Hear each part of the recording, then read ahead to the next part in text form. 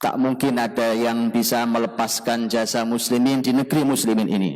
Hanya orang-orang yang melupakan dirinya dan pengkhianat ketika mereka melupakan jasa ulama dan muslimin. Itulah kemuliaan dan cahaya syariat Allah. Maka jangan pernah memusuhi syariat Allah di bumi ini. Kalau tidak mau kotor, bau aromanya. Baik secara fisik ataupun secara nurani. Wallahi Pak, negeri ini pernah besar dengan ilmu dan Islam. Kalau hari ini kita jauh dari Islam, kalau hari ini pemimpin tidak suka dengan Islam dan ulama, kalau masyarakat ini menganggap bahwa jihad itu adalah merupakan terorisme, wallahi Pak, satu kata, kualat kita dengan negeri ini.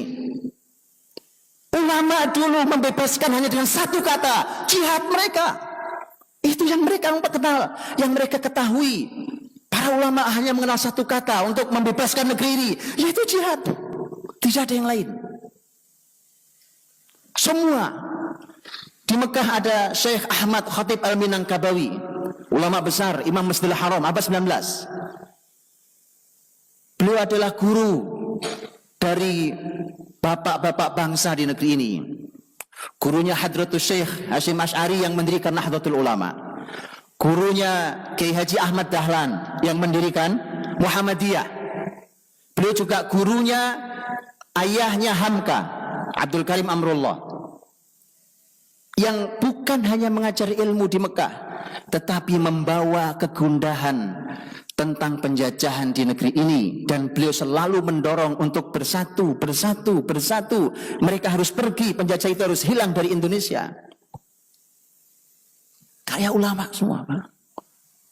Resolusi jihad juga kita tahu dikeluarkan oleh Hadratus Syekh Hasyim Asy'ari rahimahullah taala. Bagaimana perjuangan dari mulai Diponegoro sampai Imam Bonjol, mereka semua ulama. Mereka semua ahli ilmu. Yang mereka serukan apa? Jihad. Kalau hari ini jihad menjadi kambing hitam, sungguh kita pengkhianat. Negeri ini dibebaskan dengan jihad. Baca kembali agar kita diberkahi, agar orang-orang para pejuang yang telah wafat ridho dengan kita yang melanjutkan ini. Mereka dulu orang yang mengerti syariat Allah, orang yang menerapkan syariat Allah di muka bumi, dan orang yang menyuarakan jihad dengan jihad yang benar. Hadirin rahmati Allah Subhanahu wa taala. Karenanya betul bahwa ketika seseorang tidak mengenali sejarahnya, maka dia tidak mengenali identitasnya, dan akhirnya dia tidak memiliki harapan untuk kebesarannya. Tidak ada harapan bagi kecuali menengok ke belakang. Tengoklah ke belakang. Lihatlah dengan jujur. Tanyakan pada sejarah yang tidak ditulis oleh penjajah, tapi ditulis betul oleh para ahli ilmu. Bagaimana muslimin berperan, bagaimana Islam berkiprah, bagaimana ulama mengawal perjuangan, bagaimana para santri dari pesantren-pesantren mereka menyuarakan jihad, bagaimana mereka mengembalikan bumi pertiwi ini, bagaimana mereka mengusir para penjajah yang hanya menyerap, menyedot, mengusung, membawa kekayaan negeri ini, dan bahkan hanya memperbudak bangsa ini. Karena hadirin dirahmati Allah Subhanahu wa taala, maka negeri ini akan kembali dengan kebesarannya, dengan kemakmurannya, dengan keramahannya, asal muslimin mau kembali pada identitas aslinya di negeri ini. Sekali lagi bacalah itu, sekaligus ini PR buat semuanya. Bagaimana mungkin bangsa yang sudah 73 tahun merdeka, sejarahnya belum kunjung tercatat dengan baik.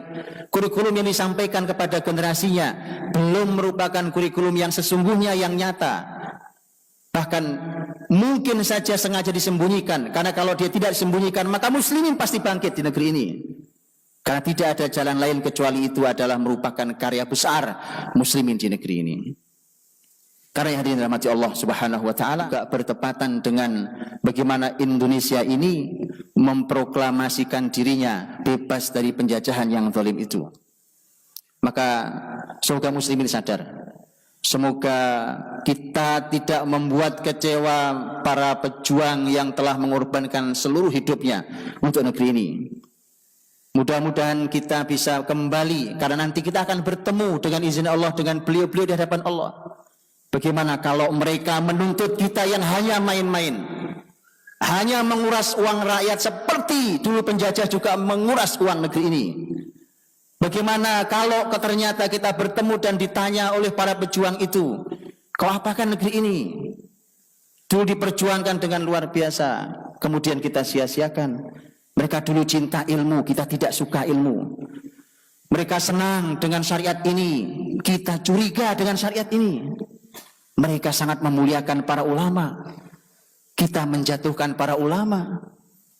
Karenanya perlu untuk muslimin kembali ke masjid mereka, kembali ke ilmu mereka, agar Allah mengembalikan bumi ini, agar Allah mengembalikan negeri ini untuk kaum muslimin. Hadirin dirahmati Allah, Al-Imam Sufyan Ats-Tsauri, seorang ulama besar, beliau pernah mengatakan bahwa ulama itu adalah garamnya dunia. Ulama adalah garamnya dunia. Maka apa yang bisa diharapkan dari perbaikan kalau garam itu rusak sendiri? Itu adalah kalimat al-imam besar Sufyan Ats-Tsauri rahimahullah ta'ala. Mari kita tutup dengan doa, semoga Allah mengampuni kita semuanya.